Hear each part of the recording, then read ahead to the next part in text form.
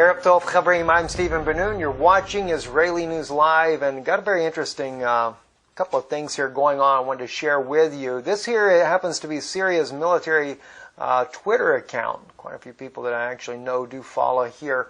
And they're reporting that 2 hours ago that the SAA and allies are in position. The Russian Navy and the Russian Air Force is ready. From now on, the final countdown to launch Operation Dawn of Victory begins.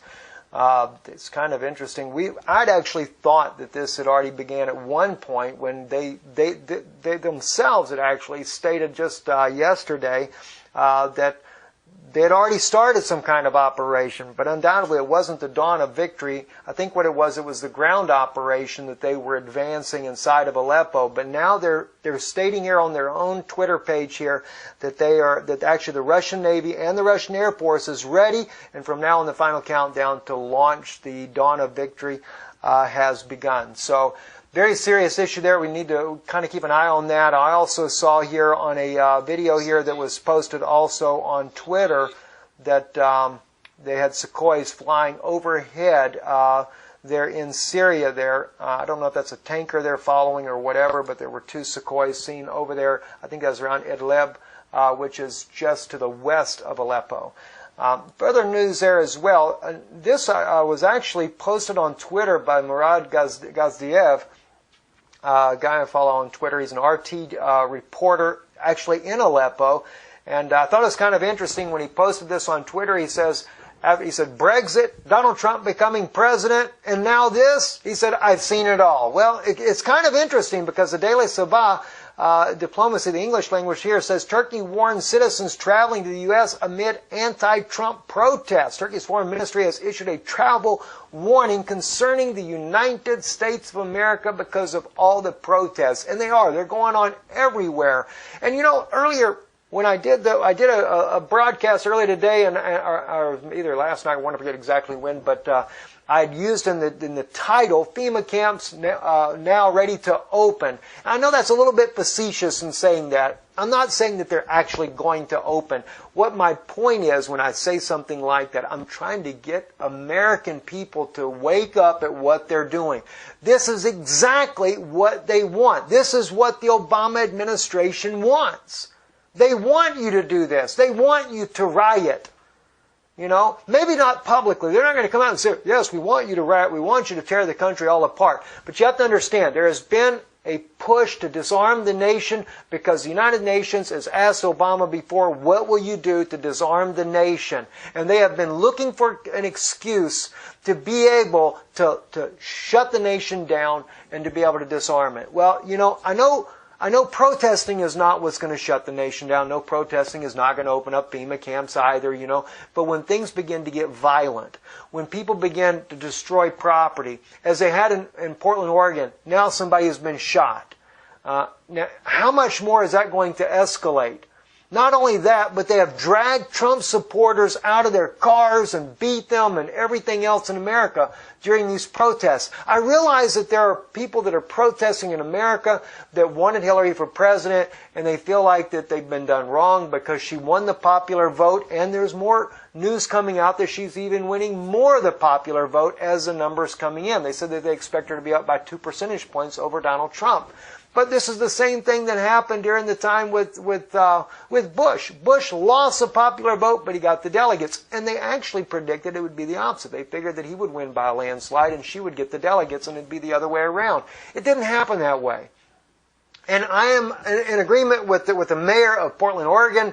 You know, he says the people, he wants them to have their First Amendment right to be able to exercise freedom of speech. And that's a good thing. But when it goes to start turning violent, that's a bad thing, and believe me, if the Trump supporters were to come out on the streets as well, then it would only get worse, and believe me, then martial law could end up setting in. You know, and I already know there's been some different news people saying that Obama's considering it. I don't know that. I've not seen any valid reports of that as of yet. But my point is, when I made the title of that, the FEMA camps opening, my whole point is to try to get the American people to take a serious look at their actions, because that's the direction it could go. I'm not saying that they'll open FEMA camps, but my point is, they get in there and they start bringing in all of these martial law, and then it can just turn into a bad situation, guys. And this is not what we need. We don't need this in America.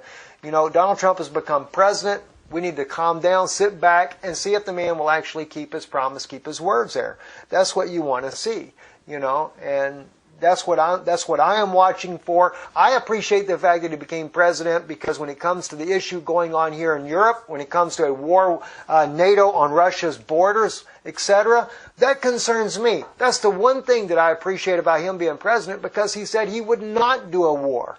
But he also said that he would repeal and take away Obamacare. But that's kind of changing already. Now he's talking about, just amending Obamacare instead.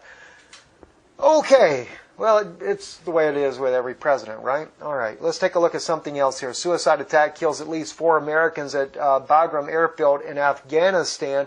It's very much a tragedy. Our heart and prayers go out to the American families that have lost their loved ones, as well as 16 that have been wounded in this attack.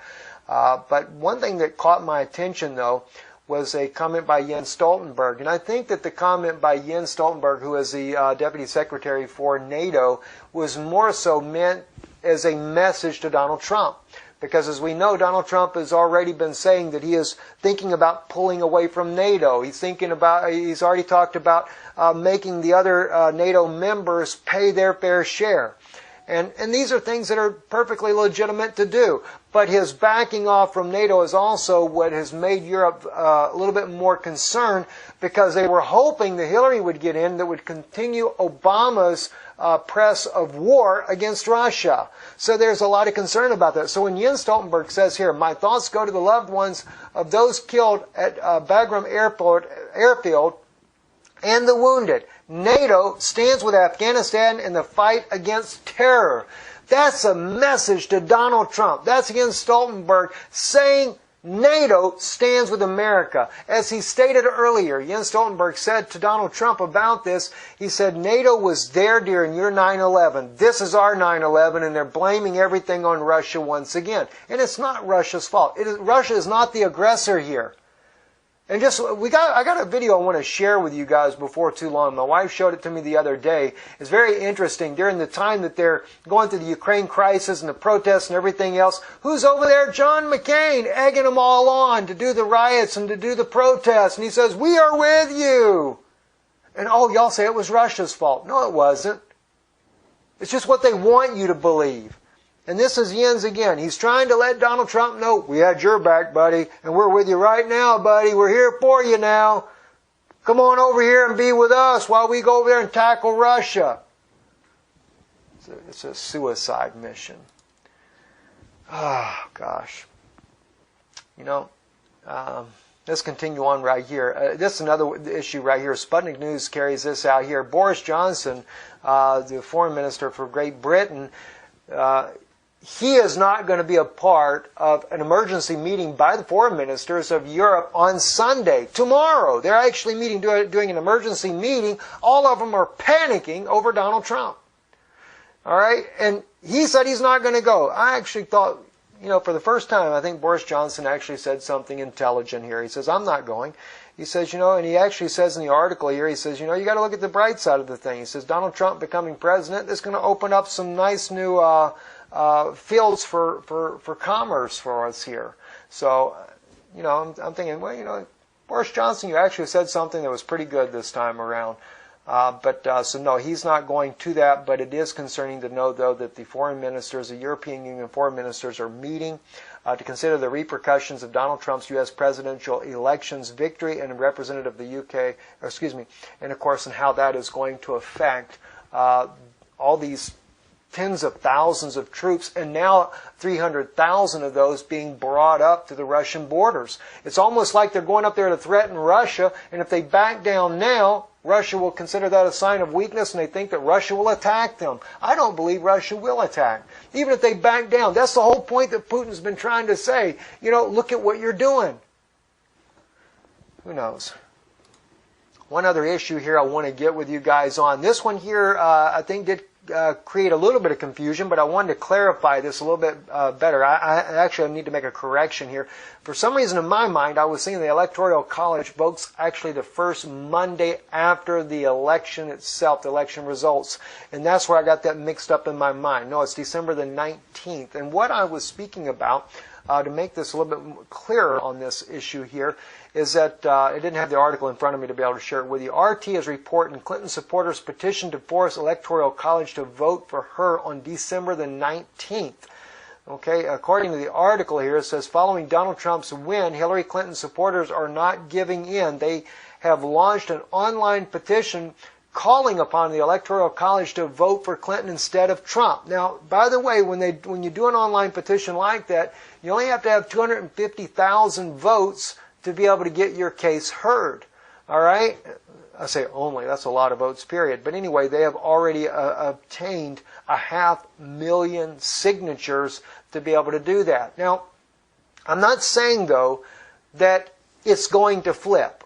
All right? So I don't want anybody to think, Steve's prophesying something like this. I don't mean it like that. What I'm saying, though, when I looked at this article right here that RT had brought out, is that if they did turn it, if for some reason they break all of the history for the United States and actually give Hillary Clinton the Electoral College were to flip and give it to her anyway, the only point that I wanted to make was that would definitely bring out trouble from the Trump supporters. This would turn our nation completely upside down if it were to happen.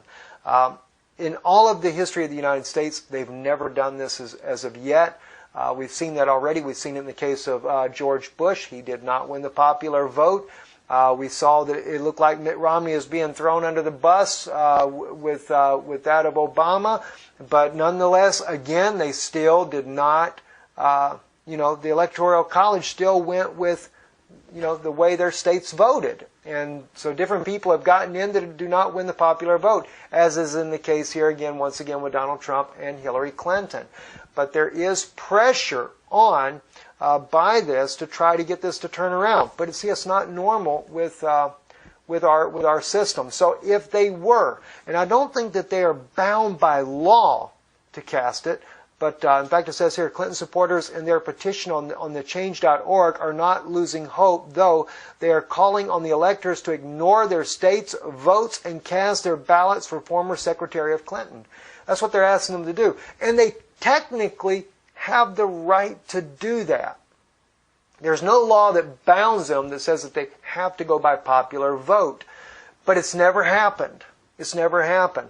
And my only concern is if it did happen, now you want to talk about a nation that would go into an uproar, it would definitely go into an uproar.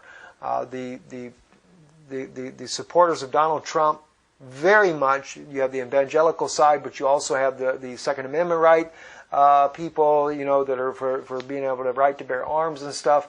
The militias, everything you could think of, you definitely bring them out in the woodworks. And we already got bad enough protests going on in America, but that would definitely just kind of push everything over the edge. Not so much correction, but Eric Tucker, young man that did the photographs of the dozen-plus buses there at the Tableau conference there. He's actually wrote another article on his website. We posted the first one that he wrote on our Facebook, Israeli News Live, on our Facebook page there.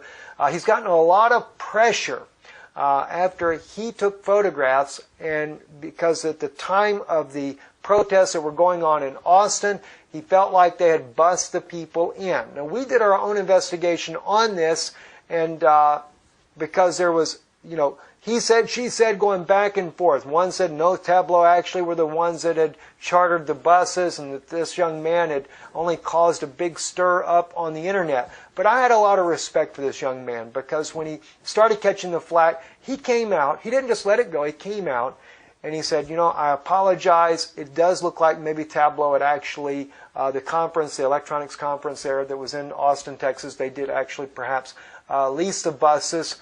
We haven't seen personal proof ourselves of this. We did see one person that claimed to have actually been there part of the conference, and his comment section saying that yes, the buses were leased for them to go back and forth to their hotels.